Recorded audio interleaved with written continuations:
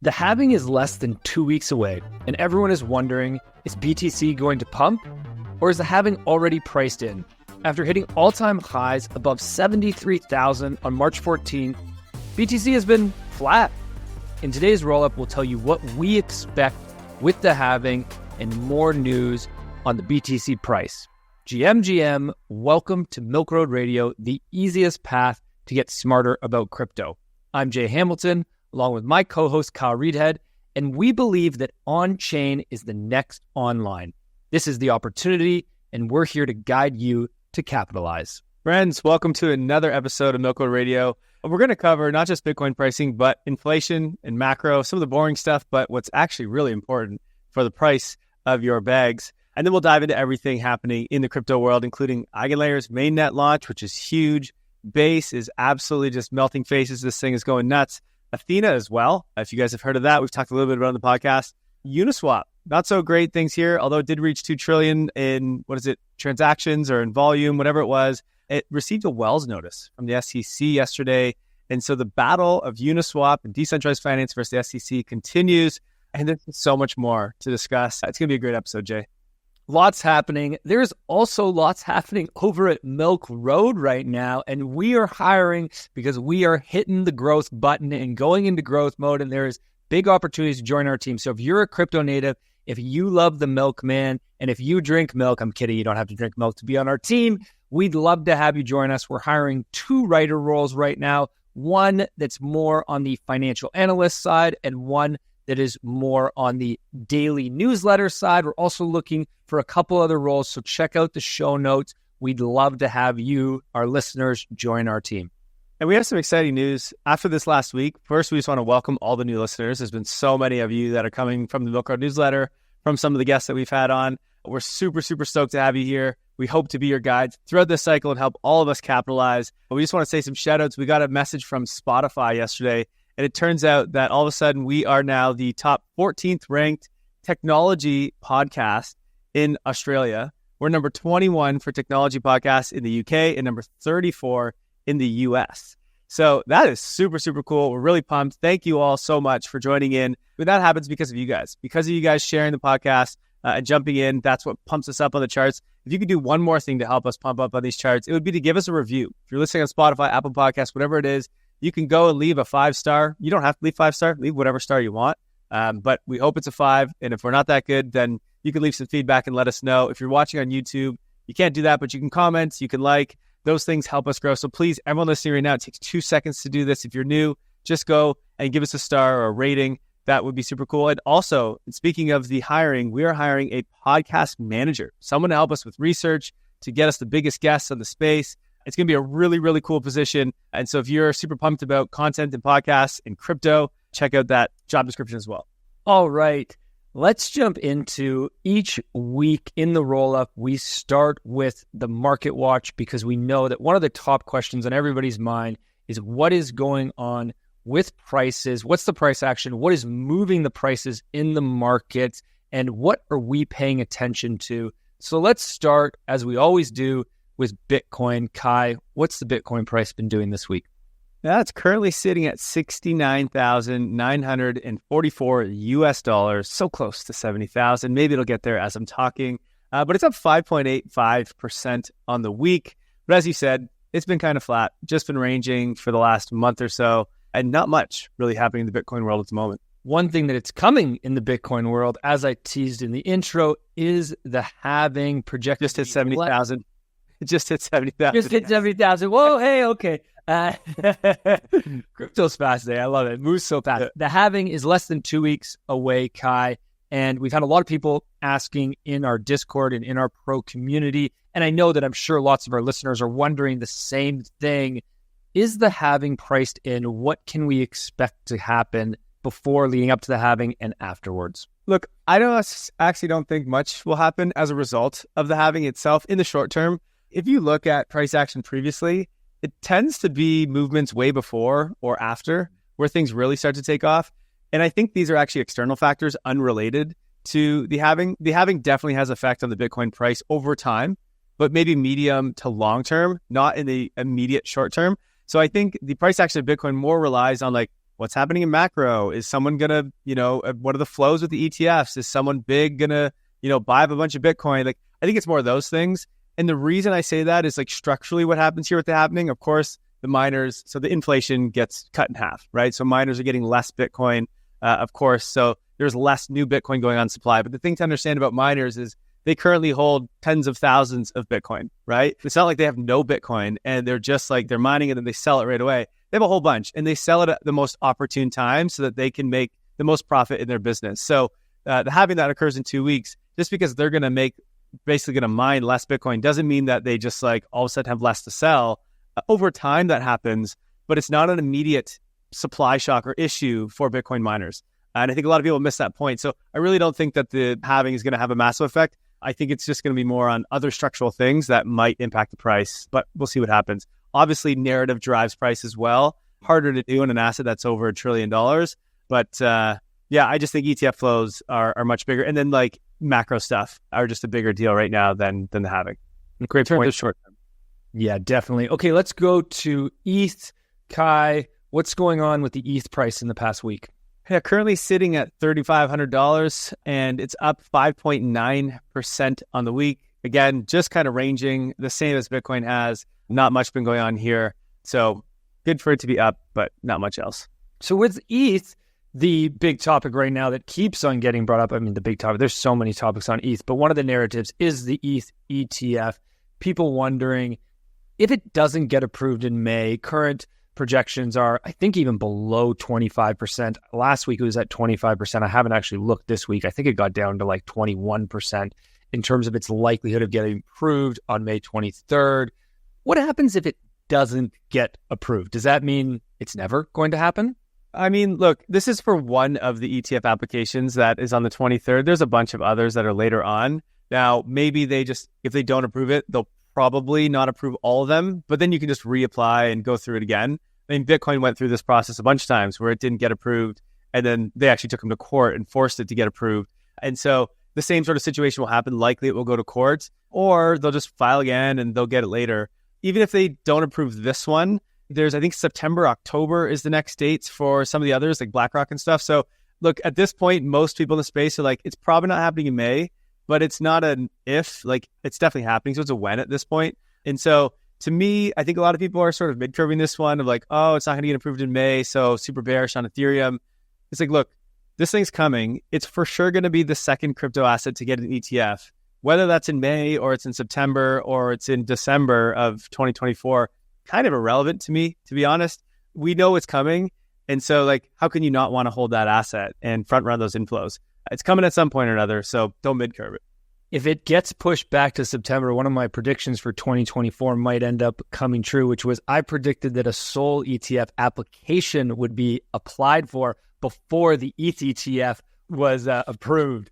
And so I actually might line that one up rather nicely because I was thinking if it was May, I was like, well, I don't know if I'll make it in time. So, well, we're going to talk Sol in a second, but I don't think they're getting an ETF this year. I mean, I don't even think they're going to get an application this year, but it'll come. It'll come for sure. Okay, let's stick in ETH, Kai. So much other stuff happening in ETH, some big news this week. What have you been paying attention to within the ETH ecosystem? Yeah, look, I think that for the price of ETH, it's still sort of the macro environment that's going to control the price action here, what's happening with inflation, interest rates, et cetera, which we will touch on in just a second. So I do think that's still the big driver of price. But if I look at what's happening in the Ethereum ecosystem, the reason I'm still super bullish on Ethereum is twofold. One, Base is just going absolutely nuts. And obviously what's good for Base is good for Ethereum. We'll dive into Base later on in this show. And then EigenLayer. EigenLayer just went live. To me, it is one of the most exciting new use cases for crypto and blockchain since Ethereum was invented. So you had Bitcoin was the big bang. Then you had Ethereum, which was basically the invention of smart contracts. And I think that restaking is one of the next big things in this space. We actually have a pro report coming out on this in just a couple weeks, and we're going to dive into the opportunity of it. But EigenLayer just finally went live, and we'll touch more on that in this episode here. But I think those two things, EigenLayer and Base, are just make me extremely bullish on Ethereum. Love it. Couldn't agree more. Kai, let's go over to Solana. What's going on with Solana's price this week? Yeah, Solana actually down 6% of the week, sitting at $173. We don't usually see this. Usually Solana is just up and it's just green and green and green. And, first time in a while, we've had ETH and Bitcoin up, but Solana down in the week. Lots of talk and FUD around Solana this week. Crazy congestion on the Solana chain has led to a lot of transactions failing, a lot of people saying they can't put through transactions at all, trying to do it, waiting, trying to click multiple times to get a transaction to go through. Kai, I know you were trying to claim some of your W or your wormhole token airdrop last week, had a lot of trouble with that. What does all this FUD amount to in the Solana ecosystem? Is Solana dead? It's funny. I feel like we've written, 2 or 3 pro reports in the last year and a half about Solana. One was actually titled, "Is Solana Dead?" That was when Solana was sitting at $8. And our thesis was, it's not dead. It's probably going to come back. And it's currently sitting at $173. So obviously it was not dead. I don't think it's dead. Again, currently, yes, it's having some issues. But the thing that people tend to struggle to wrap their head around is congestion issues. This is a bullish thing, not a bearish thing. A lot of people are like, I got to sell my soul. This thing's done. It's not good. And it's like, guys, this is happening because there's so much demand. Like, so much. It's not even close on how much demand Solana has versus every other chain. This is a bullish issue with the Solana blockchain. So long as it gets fixed, there's a lot to discuss here. So we're not going to get into the details of it. I actually decided this morning we're going to write a pro report. So the research team is working on this. We're going to have something for you guys next week, all on Solana, and really answering the question, is Solana dead? And really just trying to navigate what's happening here with the tech and these transaction issues. But ultimately, just give you the Coles notes, long sol and probably long sol memes too, because once these transaction issues get fixed, I think Solana has another killer moment. Okay, let's go to the macro news on the week. A lot of macro news coming out, and some of it is not so good, but you know what?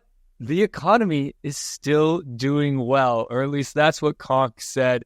Nice to see that the economy is doing well, but maybe the macro news, not so good. Kai, we had CPI numbers, inflation numbers come in just yesterday or 2 days ago, actually, as of the time of recording. And CPI came in at 3.5% in March, up from 3.2% in February. Yeah, it's funny. The economy is doing well, but that means it's terrible news for anyone that's investing, right? The better the economy is doing, for whatever reason, stocks, crypto, everything sells off. Not for whatever reason. There are definitely reasons for it. Right now, the economy is doing good, which is keeping inflation somewhat high, which is keeping unemployment fairly low, which means there's no reason for the Fed to lower interest rates. That's the whole sort of formula that's going on here. Look, I think, Jay, if you want to move over to the next chart here, in terms of inflation, yes, it went up to 3.5% from 3.2. It's still down big from where it was months ago. We look at core inflation, which is the really important number here, and the lagging numbers that I've been talking about for months on this podcast. It did not go up. It stayed at 3.8. So it was the same as what it was in February. And it's funny, you have something that either goes up 0.3%, okay, or core inflation that didn't move at all. And people start saying the world is ending, inflation's going to go back up to $1 trillion, and the Fed's never going to be able to lower interest rates. And it's like, guys, if the price of, let's take for an example, just for context, if Bitcoin stayed the same, okay, from last week or last month to this month, would you be like, okay, Bitcoin's dead and it's going to go to zero now? Like, no, that's actually like not that bad, right? If Bitcoin went down like, okay, 60%, you'd be like, oh, fuck, okay, this is a big problem. But like, didn't change much. And yet everyone starts tripping out. So we just need to be patient. We need to be more relaxed. If we actually look at the Trueflation chart, which is a more accurate look at inflation, Trueflation, which we've shown a bunch on this show, is basically taking millions and millions of data points, and it's live, right? So the CPI print that the US gives is kind of outdated. It's from March, so it's from last month, where they showed that it went up. If we look at Trueflation, we're at the lowest print that we've been in a very long time, in years, and it's currently sitting at 1.74%. So below what the Fed's goal is, which is 2%. So to me, I think we're not in this world where inflation is going to be super sticky and go back up. If we're around 2%, even 3%, like it's not that big of a deal, especially if we consider how fast something like crypto is growing. I don't know. I don't see this as being a big issue. I've continued to be in the camp that inflation is going to continue to go lower. It's just taking a bit of time. There's nothing wrong with that. But it's not fast enough for me, Kyle, and my bag. Sure. That's my issue, I want my milk now, not tomorrow. Crypto's gone up like what % so far in 2024? It's not enough. It's not enough, man. Come on. Where's my 10,000X, all right? Okay, who doesn't think that inflation is going to continue to go down is our favorite TradFi CEO Jamie Dimon, who wrote an annual letter this week to basically everybody that banks with JP Morgan. And in this, he said that interest rates could go far higher than expected. He's not so optimistic with the chances of an economic soft landing to come this year. Not sure we really agree with Jamie Dimon on very much or see eye to eye with him, but you can certainly expect that this type of news out of JP Morgan and him gets noticed by a lot and is certainly impacting the narrative and the market sentiment. Who else is talking about inflation is our friend Will Clement. It's not a friend of ours, but I really want him to come on the podcast, so I kind of manifest it sometimes and say that these people are our friends. Kai, what is Will saying about CPI? Yeah, so Will brings a good point. I think the thing that Jamie Dimon and a lot of people miss, and I don't know if this is Jamie Dimon who actually wrote this, but the thing that people miss is interest rates simply can't go higher. People kind of miss that governments have a shit ton of debt and they need to pay off that debt. And interest rates also impact the governments. And I'm talking in debt of trillions of dollars, right? So the higher interest rates are, the higher the expenses are of the government, which makes them go insolvent. And that's not going to happen. And so Will kind of says, he goes, look, the big picture is very simple. With the debt situation, there are three options for the U.S. following the CPI prints that we just had. One, default on all the debt. And he puts in brackets, that's not going to happen. If that happens, literally everyone goes poor. The whole economy's fucked. And like you can say goodbye to every job and everything that exists in America. They're never going to allow that to happen. Okay. It's not an option. So I don't even know why it's in there. Two, massive utopian AI fueled productivity boom. So this is coming, but not going to happen this like year or something. Okay. But AI is definitely going to be the productivity boom we need to make inflation go much lower, right? You need productivity to, well, not even necessarily to make inflation go lower, but you need a productivity boom to pay for these debts, right? That's the whole idea is you go in debt now because you think you're going to be more productive and make more revenue a year from now or 10 years from now or whatever, right? The problem is government's never been able to do that. They're always less productive. AI is the one thing that can solve this problem, but it's going to take years to play out. So that's probably not going to happen. And so the third option is they're just probably going to let inflation run hot. Look, I still think inflation is probably going to just continue to go down, just maybe slower than people like. But I think 2%, 2.5%, 3%, they're just going to say, you know what? It just kind of is what it is. We can't raise interest rates because then banks will fail and so will the government will fail. And they're not going to do that. And so I think we'll continue to see what I've been saying this whole time, which is rates will go down this year at some point. Again, it won't be super fast. It won't be down to zero by tomorrow or by next month. But I think we'll slowly start to see rates head down. But when does that happen? Is it May? Is it June? Is it July? I don't know. Honestly, don't really care. Crypto and technology grows way faster than 5% per year. And so interest rates at 5% really don't impact crypto or tech stocks all that much. It's more of a narrative than anything. But either way, I think that narrative continues to go down over the year. Before we jump into the top stories, I forgot to mention each week we have a poll because we want to know what you are thinking. And this week's poll question is the BTC halving priced in? Curious to know what you guys think. Yes, no, or I have no clue are your options. So let us know what you think if you're listening on Spotify. Okay, let's go to the top stories of the week. First up, we've got EigenLayer, which has gone live on Mainnet. They announced this on Tuesday. And look, this is incredible to see. EigenLayer is the fastest growing crypto protocol ever by TVL. And they did it all while being on testnet. Beta. I mean, they went from basically, I was looking at the numbers the other day because, as I said, we're doing a restaking pro report. And at the start of this year, so in January, they were at under $1 billion in TVL. And by the end of Q1 2024, they're almost at $15 billion. So they gained $15 billion in value in one quarter. That is absolutely nuts. I don't think we've ever seen that in any other crypto protocol. I guess they're at 14 billion according to DeFi Llama right now, as Jay has up on the screen. But anyway, that growth is just absolutely crazy. And finally, they have gone to mainnet. And so a few things, this doesn't, if you're restaking, it doesn't change a whole lot for you. Basically, it's more the back end, the people that are running the validators and the AVSs and the people that are actually like paying for the service that EigenLayer is providing. All that's kind of coming into fruition now. It is going to be basically all going live over the next couple of weeks. We'll start to see the percent APY that we're making from restaking soon. It's not yet. It's not going to be live yet. And the reason is that that's not automated just yet. So there's still some centralization on how those payments are being processed, et cetera. but soon that will come. And so we know we're making, 3 to 4% from our staked ETH, and eventually we'll know what's the percent APY for our restaked ETH. That's coming in the next, few weeks. And then also EigenLayer or EigenDA, so Eigendata Availability, also went live, which is the sort of competitor, I guess, to the EIP 4844 that just went live on Ethereum, as well as to like Celestia, etc. And basically this will make fees for L2s or other things that need to pay for data availability 1,000x cheaper than what they were on Ethereum. So this is also a massive, massive upgrade, and I think going to be something super bullish for mainly layer 2s. Kudos to EigenLayer for finally getting this thing live. No token yet, but that will be coming as well.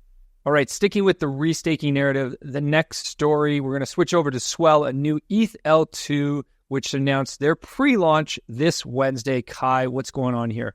Yeah, so Swell was been a staking protocol for a while, and then they've upgraded to be a restaking protocol as well. So you can now restake your ETH and get, I think it's called RSW ETH or something like that. And then what they've done is taken it a step further, and they have now launched an L2 for restaking. Now, this is pretty cool. So basically, this L2 has not just the Swell's restaking token, so it's liquid restaking token. It has a bunch of them, EtherFis, Renzos, etc. There's a whole bunch of liquid restaking tokens that are now on an L2, meaning you can stake, you can restake, and you can do it all for basically no gas fees on top of Ethereum through the Swell L2, which is pretty cool. And if you move deposits over there right now and you hold any of these tokens, not only will you get the airdrop from that project, whether it be EtherFi or Renzo, etc., you also can get the airdrop from Swell because they currently have a points program right now. And it's looking, I think I saw some numbers of each Pearl is what their points are called. It's something like 50 cents or 60 cents per Pearl, which is pretty sweet.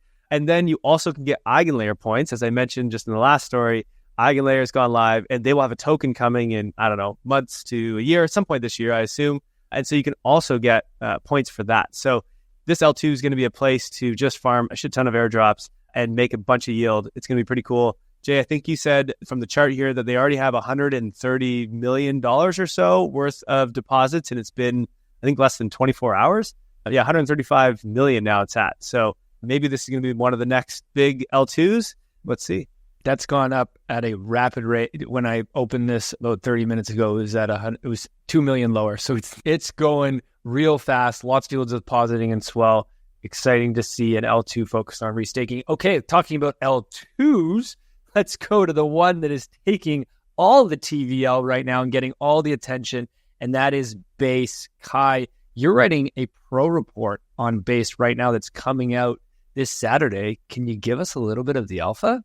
I can. Not even writing, it's actually done. So we're writing that. I know we've mentioned a lot of these pro reports lately. Just to give everyone a bit of context, we've got Base coming out this Saturday, one on Solana next Saturday, and then one on restaking and the opportunity there the Saturday after that. So we've got a bunch of cool ones coming out. If you are not a pro member yet, I highly recommend you go sign up. If you are, thanks for signing up, and let me know how you like these reports. But Base, we just want to highlight. So a couple really big things going down on Base right now. First, their transactions per second, their TPS is currently about, at least, I don't know if it's currently at the moment we're speaking, but it was yesterday at around 300 to 400 TPS, which makes it, and that's true TPS. So those transactions are actually happening. It makes it second only behind Solana, although obviously Solana's transactions aren't really going through at the moment. And so maybe Base is even higher. It's not. Solana's actually still winning, but there's a lot of FUD around this and people saying Base is higher on Twitter right now. It's not true, but this is easily the highest for any L2 that we've had. And the cool thing is that this is happening and it's being sustained with no issues. So transactions are actually going through. Fees are still remaining relatively low.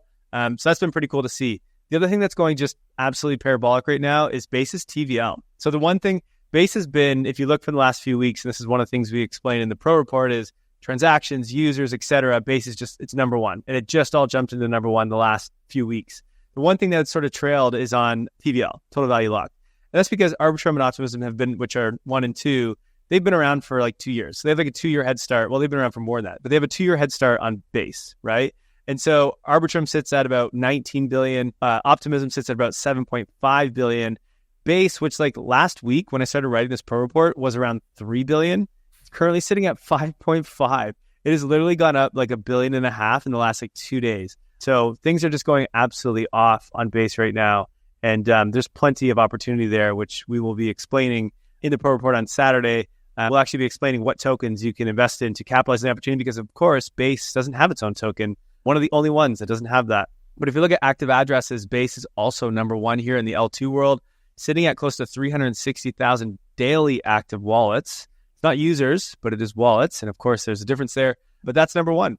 ZK Sync comes in second at 340, and then Arbitrum at 330,000. So Base is breaking away from the pack.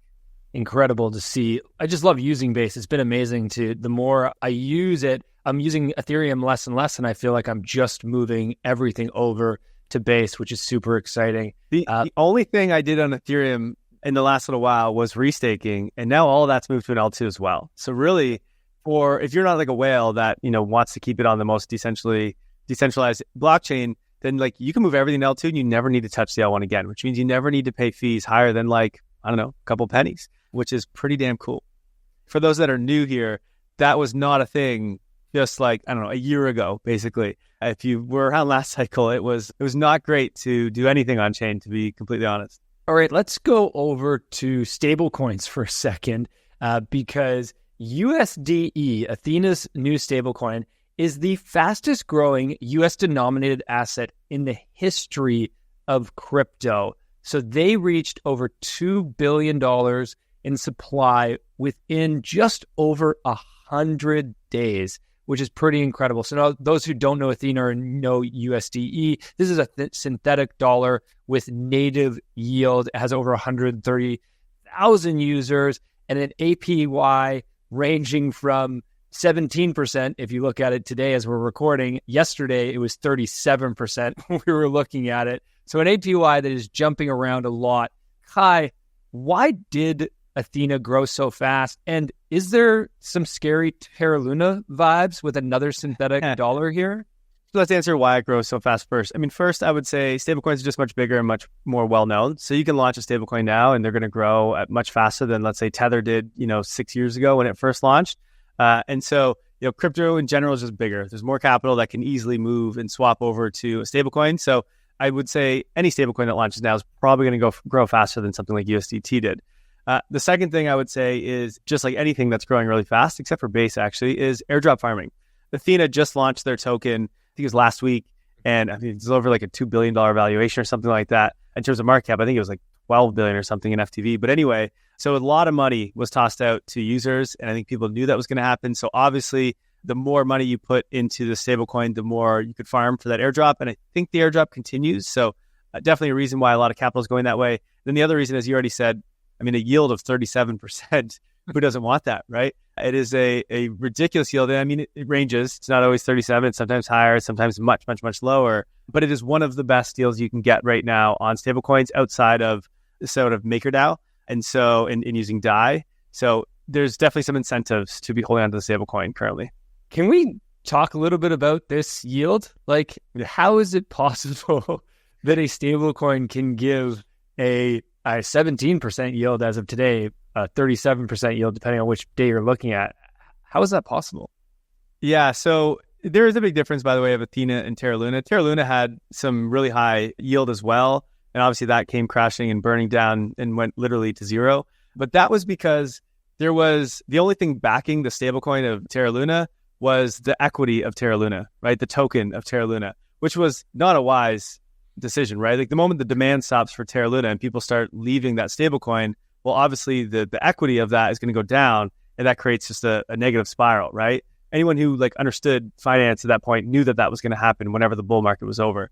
This is different. Athena is backed by Ethereum, okay? It is backed by ETH, and not just ETH, it's backed by staked ETH, okay? So it is backed by Ethereum that's actually growing on a daily basis. Now, of course, Ethereum is also very volatile, and so it could be over-collateralized, it could be under-collateralized. And so they have this mechanism where they sort of short the ETH market whenever it goes down, where they earn profits from that. And so that keeps the peg stable.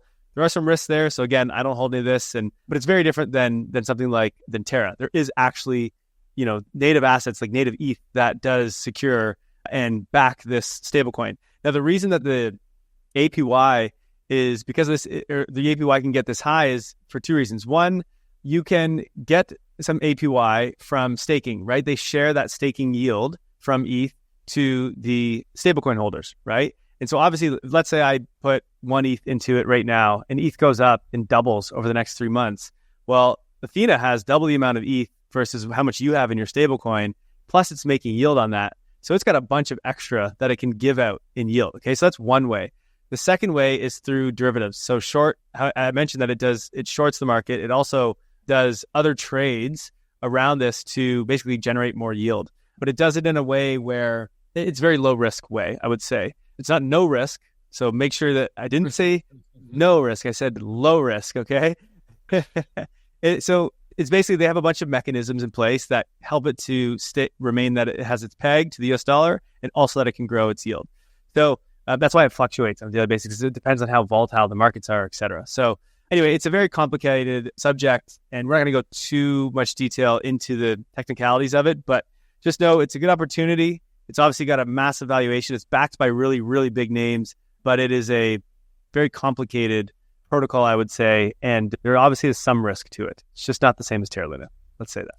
And let's be clear here, just to clarify, yield is only provided to those who stake their USDe into USDe. So you don't get yield just by holding USDe. Right. Kai, you know who one of the biggest milk drinkers of the animal kingdom is unicorns. And our favorite unicorn is Uniswap. And shout out to Uniswap, who hit protocol volume of over $2 trillion last week. But you know who didn't like that? Was the SEC. So the SEC this week served Uniswap a Wells notice. Kai, what's going on here? What do you think about this? Well, I need a fact checked first. Do unicorns actually drink milk? Is that a thing? You don't know. It's a known fact. Is it? No, I have no idea. I don't know. Unicorns don't exist. How do we know it? Unicorns. How do we know it? If I say they drink milk, they drink milk. Okay. Like in our research meeting before this episode, I didn't catch us doing the research on unicorns. Yeah, you missed that. You must have been busy looking at a chart. Don't worry about it. Yeah. Look, this is the SEC obviously has been just a pain in the ass for anyone in the US. I feel bad for Americans that want to be in crypto. They don't get a lot of airdrops as a result of this. A lot of developers and founders of crypto companies have had to leave. Coinbase has had to, go in how many court cases now with the SEC. It's just been an absolute disaster. And the SEC just continues to be an absolute disaster and a pain in the ass of everyone in crypto, specifically if you're in the US. But I would say globally, it's a bit of a pain here. Uniswap has been one of the greatest inventions, I think, in crypto, right? Anyone who's in the finance world, once they learn about Uniswap, they're like, whoa, this exists? Like, this is possible? And they seem to be mind-blown. For most of us that are not in the finance world, we kind of take it for granted, but Uniswap is actually an incredible invention. And you actually have Hayden Adams, who's the founder of Uniswap. He tweeted out, and first he just said, I'm not surprised that this is happening. I'm just annoyed, I'm disappointed, and I'm ready to fight. So I think that's really, really cool. Uniswap is going to take on the SEC, and they're going to win this. And he says, I'm confident that the products we offer are legal and that our work is on the right side of history. But it's been clear for a while that rather than working to create clear, informed rules, the SEC has decided to focus on attacking longtime good actors like Uniswap and Coinbase, all while letting bad actors like FTX slip by. And then Hayden just said, when I first set out to build Uniswap, the goal wasn't to reimagine or reinvent finance. It was an experiment in radically decentralized, fully automated on-chain markets. And I had no idea if this would work. Fast forward today, as you said, Uniswap protocol has processed over $2 trillion in volume. And what he says is like, we've done this all from our headquarters and our main office in New York City. And, this is one of the most successful crypto apps that we have. It is literally revolutionizing finance, and the SEC is going to try and push them out of the US. It makes no sense. So anyway, they're going to go to court. We'll obviously keep everyone updated on kind of what goes on here. I don't think that the SEC really has a chance at this. A lot of people have put out their thoughts, and basically this is the SEC continuing to sort of like overreach. There is no reason to believe that the Uniswap token is a security, and so the SEC doesn't really have jurisdiction over this token. We've already had multiple court cases, if you look at the Ripple one, for example, and the Coinbase one, where we've proven that many of these tokens are not securities. And so the SEC just keeps losing, and I think all this is just another loss to the SEC. Though what sucks is this will take months, years for it to, all get figured out and wrap up. So it's just going to be a bit of a pain for Uniswap. But luckily they're well-funded. They make a shit ton of money, and they'll be all right. The SEC just keeps racking up the losses, just like your Cowboys in the playoffs. What's going on here today? Okay, let's go to the next story. Pump.Fun is turning into an absolute cash cow. For those who don't know Pump.Fun is a meme coin generator built on top of Solana, and it is currently on track for over 100 million in annual revenue this year. Now, That's annualized revenue in crypto, which is a dangerous thing to look at. I think if you looked at annualized revenue at Friend.Tech at their peak, you also would have seen crazy numbers. Look, this is a 4-month-old company that has 3 devs and came out of the Alliance DAO incubator, and in the past 2 weeks is making somewhere between $200,000 to $500,000 in revenue every day. It's obviously one of Solana's highest earning applications. Now, what does Pump.Fun do? Quite simply, it allows you to launch a coin instantly and make it tradable without having to provide seed liquidity. And you can do so with under $2 in just one click. I think you and I can get into a conversation of the challenges that come and the risks that come with making it so easy to launch a coin. But what Pump.Fun is trying to solve is that exact problem. And they're trying to do that with inbuilt safety mechanisms that work against scams and rug pulls. So making it more attractive for traders and investors to invest in meme coins because they limit the potential of a scam or a rug pull. They're not fully solving that problem yet, but they're the first to try to solve that problem. So, I think they're literally enabling that problem more. Yeah. But then also trying to do some things to they're like, hey guys, we're going to create this problem, but we're going to fix some of that problem. So we're good. It's look, it's probably a net positive. I don't want to say anything bad about it, but they're definitely enabling that problem without a doubt. Yeah. Look, checked in with the milkman for the episode, and here's what he had to say about Pump.Fun. He said, in a gold rush, everyone fights for one thing, the gold, duh. But oftentimes the best businesses end up being the ones that sell shovels. And that's exactly what Pump.Fun is doing right now. They're selling shovels and making a boatload off of it. We talked about Solana earlier in the episode and you mentioned Kai, being long Sol and also long Sol meme coins, because there is still a lot of upside in the Sol ecosystem. And we all know that meme coins catch all the cultural attention. And this is the year. I spoke to a guy yesterday who told me he is launching a meme coin on Solana on top of Trump and McDonald's, basically taking Trump and combining it with McDonald's and making a meme coin. And yeah, I didn't tell him my true feelings about launching a meme coin, but hey, there's big opportunity there right now. I thought the transactions in Solana are failing right now. How can this thing be printing $200,000 to $500,000 a day if no one can transact on the chain? Something doesn't make sense here. Some stuff is going through, just not all of it, but that's not a bad thing. Okay, what is a bad thing is what is going on over at MarginFi, Kai. Did the founder quit? So MarginFi is also on Solana, and they're one of the biggest and could have been and should have been the most prominent lending, borrowing platforms, DeFi platforms on Solana. And so they've been around for a long time. You can also airdrop farm right now. They have a points program that we've been promoting for a while now, and we've been in. I provide liquidity in MarginFi too. But they just have not launched their token. They just keep extending it and extending it. The community is getting very angry. I think we've talked about this a couple of times. But all of a sudden, I think the founder just couldn't really hack it anymore, and he's getting real pissed. And so here's what happened. He tweeted out, and he said, after today, feels right to maximally push off any kind of token. We'll see what I can do internally to brick this. Okay. So he's basically just, because so many people are tweeting him every day saying when token. So he's like, you know what? I'm losing it. We're not even going to launch a token. And so then Satstart, who's a big personality on Twitter in the crypto space, he says, come on, MarginFi, grow up. And this founder of MarginFi, okay, this is I think they have billions or hundreds of millions of dollars at least, but I'm pretty sure it's billions locked up in their protocol. He responds to this guy on Twitter and says, you grow the fuck up, you dirt sack. What? Who says this?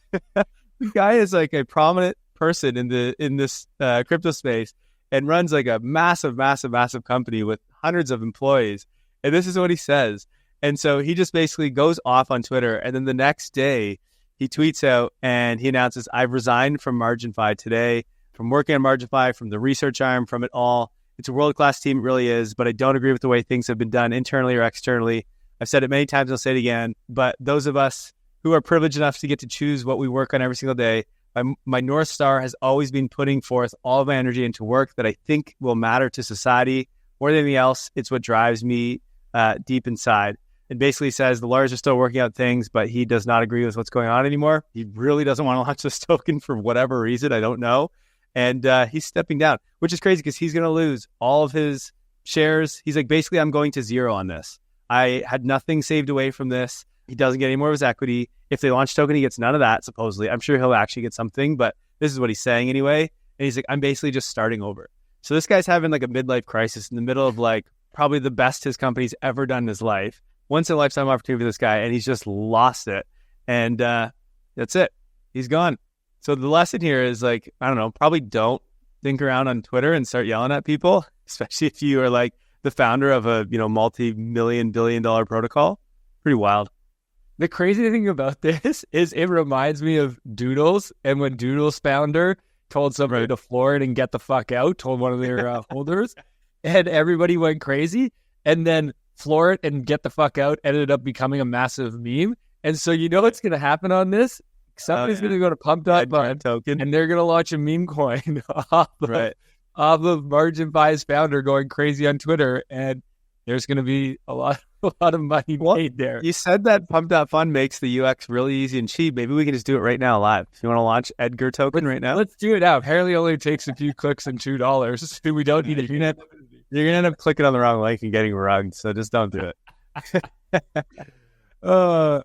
Okay. Let's go to SocialFi. I haven't talked a lot about SocialFi and the narrative there in a while. We talked about it a lot, maybe 6 months ago, 8 months ago, last sort of like summer. I think it was last August when Friend.Tech launched and just went to the moon. And that was all the liquidity was going and everybody was making money. Kai, you famously tweeted out that I sold your keys early and lost out on a big opportunity to make a couple bucks. But Friend.Tech is kind of back. Look, if I pull up their daily trading volume, you'll see here that basically since like November 2023, they've been around 100,000, a couple 100,000 in daily trading volume. And then just this past week, boom, big spike up to above 5 million, got even as high as like 7.5 million one day in trading volume.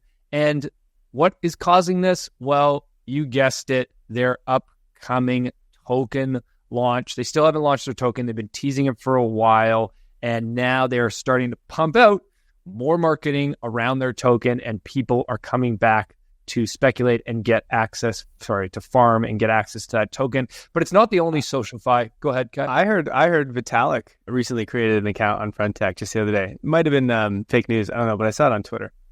Really? I did not know. There you go. Yeah. No, I imagine there's a bunch of people bidding up his account. Also, V2 is supposed to be coming. I thought it was going to happen in April, so maybe it is coming like in the next couple of days, but I don't really know what that is yet, but hopefully it's going to be cool.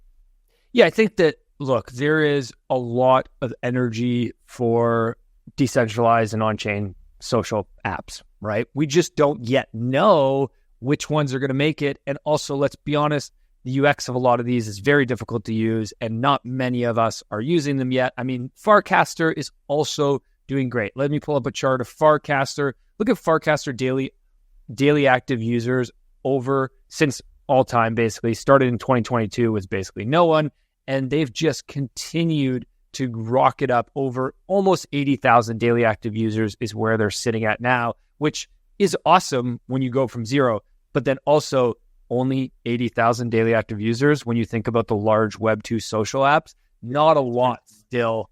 And then Fantasy.Top is also getting a lot of excitement and a lot of energy. This is like a new SocialFi app that kind of combines like fantasy sports with SocialFi. Basically, you can create a sports card for one of your favorite influencers on Twitter, and then you can invest in them and make bets on whether they are going to get more engagement and more followers on Twitter and speculate on their success as an influencer on Twitter. So you can build a team of influencers? Yeah, you can build a team of influencers, and then you can enter them into tournaments. So it's kind of like fantasy sports. You enter them into tournaments and you get rewards for doing so. And look, where's Fantasy.Top built on? It's built on Blast. and we've been talking lots about Blast and the energy there.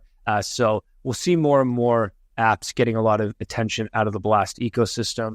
But SocialFi, if you want some alpha, someone needs to go and make the Milkman a Twitter account and put it on their team, because that thing is going to grow. As we said, we're hiring a bunch, and the Milk Road is going to grow like crazy over the next little bit. And so this is the inside scoop. If someone creates that, they're going to dominate all those others that I just saw up on the screen there. So that's the alpha. And if you do make it, let me know. I don't know how to use fantasy, but I'm going to use it. I got a fantasy for my for the Masters. Oh yeah, look at you! Look at you getting the Masters. The Masters starts today. As we're recording, right? Recording it. No, I want to watch it. We got to wrap up here, Jay. All right, one of the biggest golf tournaments in the world, and Kai's got his priorities straight. Forget crypto. We got to get to watching golf and the beautiful course of Augusta in Georgia. Okay, let's go to the agree, disagree. This is a segment we do at the end of every show for those new listeners, where we ask our community throughout the week to give us tweets of things that you want to hear our opinion on. Do we agree? Do we disagree with that? Do you maybe need that tweet explained because you're not exactly sure what that person is saying? So send us your tweets throughout the week, either on Twitter, tag us in a tweet that you want us to talk about on the podcast, or pop it in Discord, and we will make sure we add it into the podcast. We're not going to add them all, but as long as it's a good one, we'll throw it in. First up here this week, we've got a tweet from Sandra. She says, the BTC ecosystem will be one of the most lucrative plays / narratives this cycle. Think of the early days of Ethereum and its L2s. This cycle, we will see BTC infrastructure and L2s start to dominate. Wealth effect from BRC20s / ordinals will trickle down and cause an exponential growth in this sector. I mean, first of all, it's funny that she said, think of the early days of Ethereum and its L2s. Like, aren't we still in the early days of Ethereum and its L2s? Like, what? Yeah, this is actually a really interesting take. I mean, ordinals are obviously still crushing it and still one of the top narratives, although we don't talk about it so much.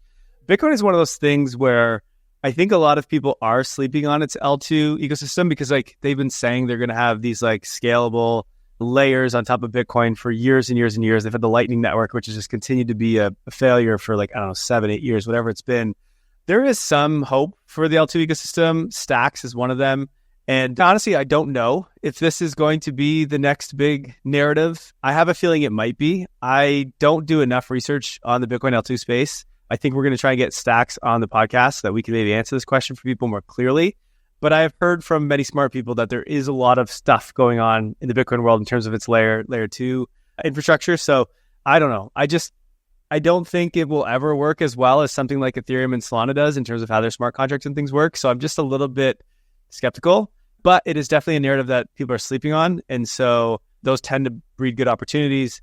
And obviously, Bitcoin has a lot of people building on it and people involved in it. So I definitely don't say no to it. I don't close my mind to it. I think I just need to put more work on it. That's all. If you guys want to hear us talk more about this, I'd be curious if you guys listening want us to dive into BTC infrastructure, L2s on BTC, ordinals. Throw a comment wherever you're listening, or drop us a line on our Twitter. And as Kai said, we'll try to get Stacks or some other leaders in that space on the pod to inform you guys if you're interested. Okay, next up, Will. We talked about Will earlier in the show. Got to get him on the podcast as well at some point. Will says, studying the comments on every Instagram post about Bitcoin, non-natives still think it's dead or a scam. Those flows probably don't come until 100K BTC, because it's a nice round number.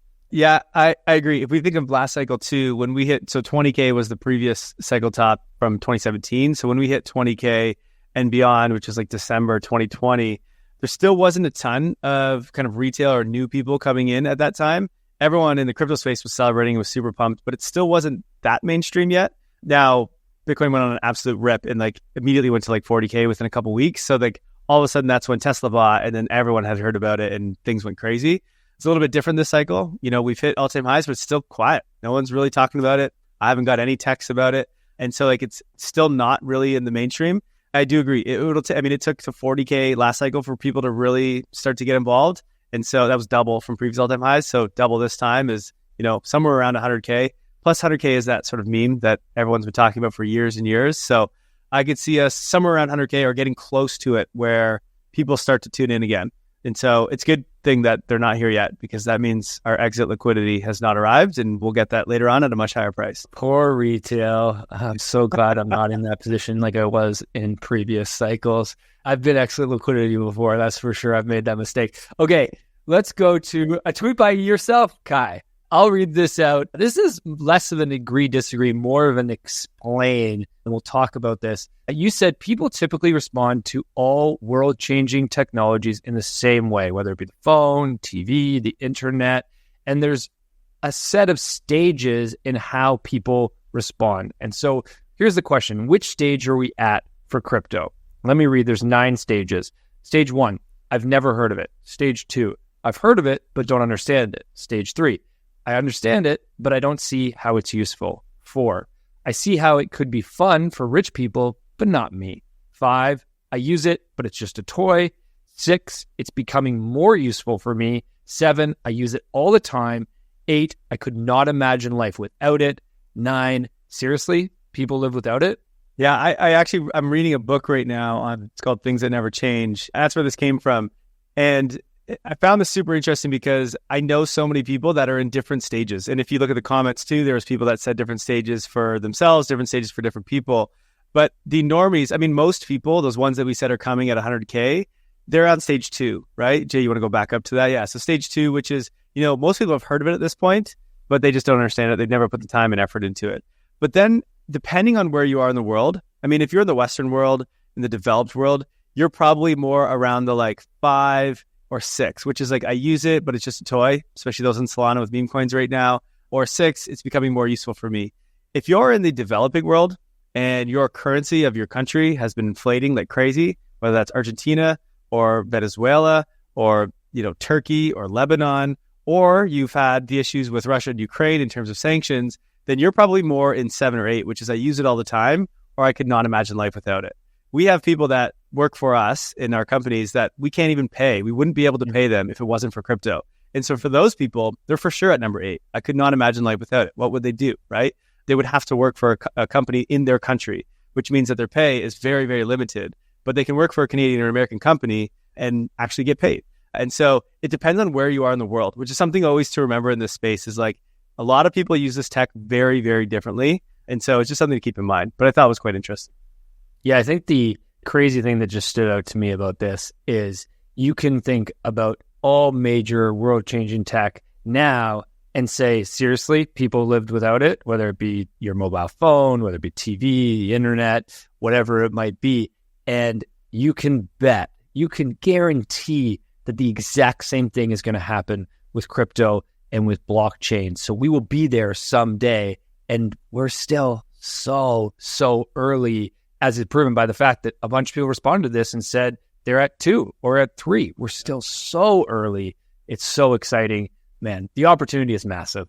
Okay, let's go to the next one. DeFi Dad said, just a reminder, if anyone's telling you they bought the Pico bottom, sold the Pico top, predicted X token would go up, there's a good chance they're completely full of shit. I could not agree more. I mean, unless you're reading Milk Road Pro, then they're definitely not bullshit and very right, very often. But one of the things that I think, and actually I wrote about this in my I think it was top 5 tips for the bull market or something, a guide that I wrote in Pro, and said you got to watch what you're reading or seeing on social media, because a lot of people just completely lie about their results, about when they bought, when they sold, the amounts that they made. Most people don't actually buy the very, very bottom and sell the very, very top. It almost never happens.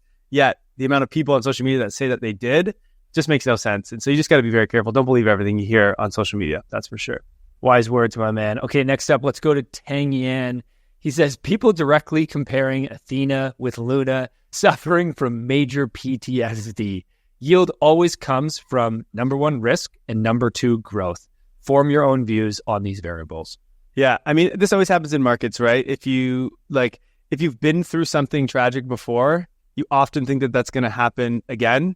So a lot of boomers, right? They struggle to invest in crypto or even in technology because they're just not used to the way markets work now. They're so used to what happened previously, right?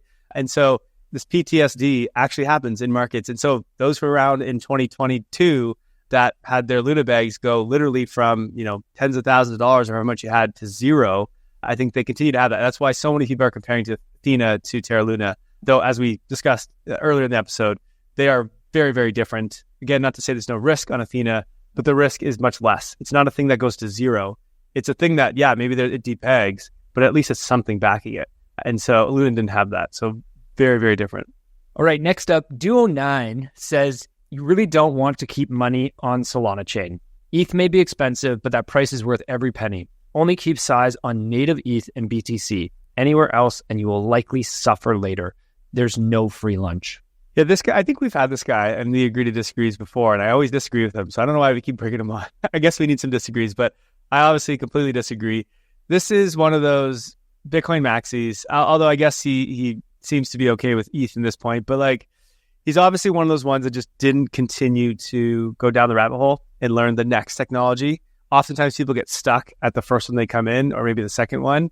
And I just don't think he has any relevant reason to say this. Yes, Solana has congestion issues, but Ethereum has also had many issues. So has Bitcoin in its early days. And so, again, this is one of the things where you just need to do your research. And if you've done your research, you know Solana is legit. Solana is an incredible technology.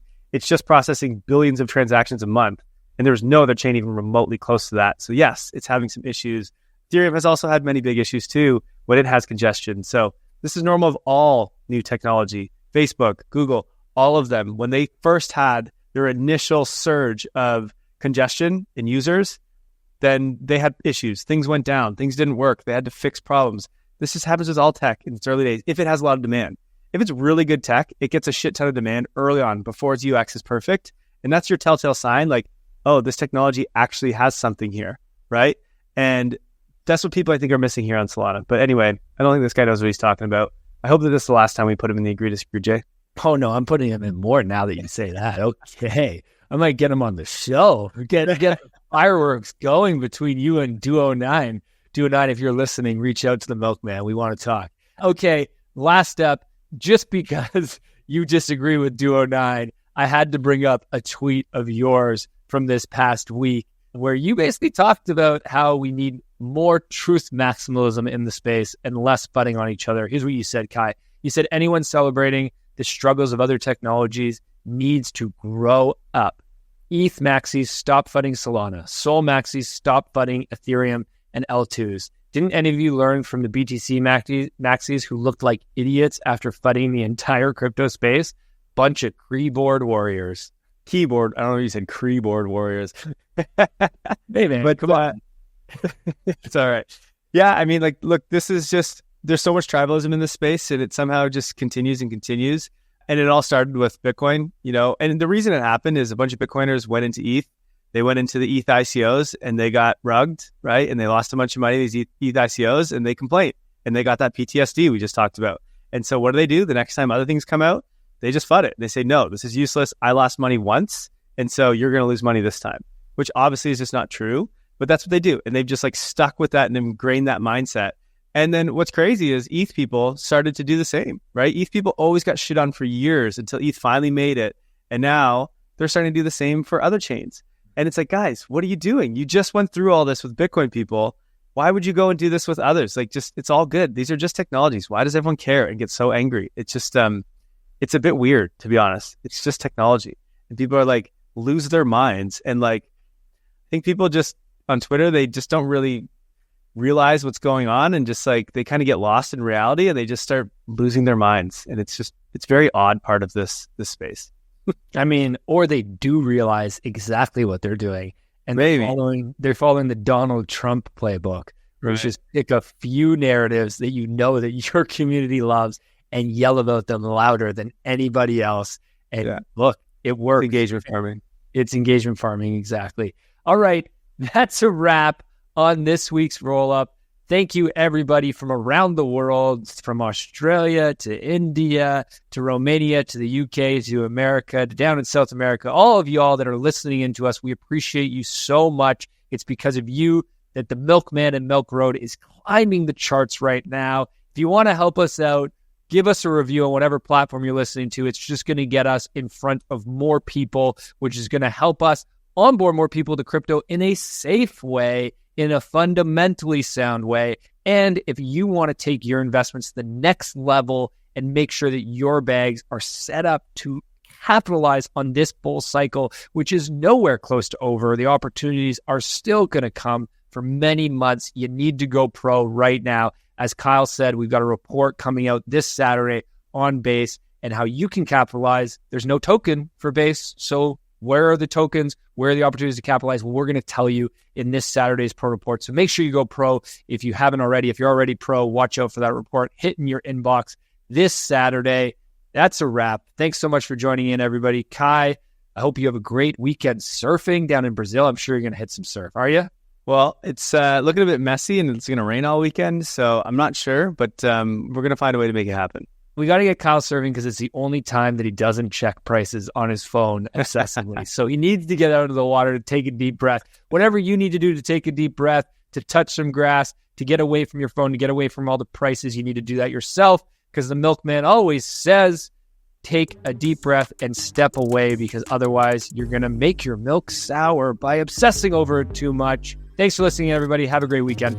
Thank you for listening to Milk Road Radio, the easiest path to get smarter about crypto. If you like this episode, share it and hit subscribe or follow so you don't miss out on the next one. There's also a link in the description to our free 5-minute daily newsletter where we simplify crypto for you while making you laugh. And if you're willing to step up your crypto investing game, then we'll leave a link to Milk Road Pro as well, your #1 resource to help you invest successfully in crypto. One final note, this podcast is for educational purposes only, and nothing we say is financial advice. Crypto is risky, so you should never invest more than you're willing to lose. Thank you, friends, and we'll see you in the next one.